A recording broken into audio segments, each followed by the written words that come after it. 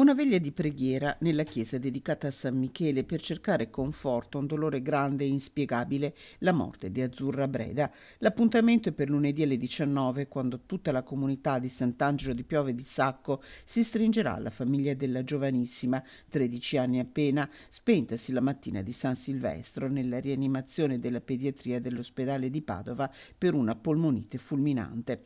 Un decorso rapidissimo che non le ha lasciato scampo.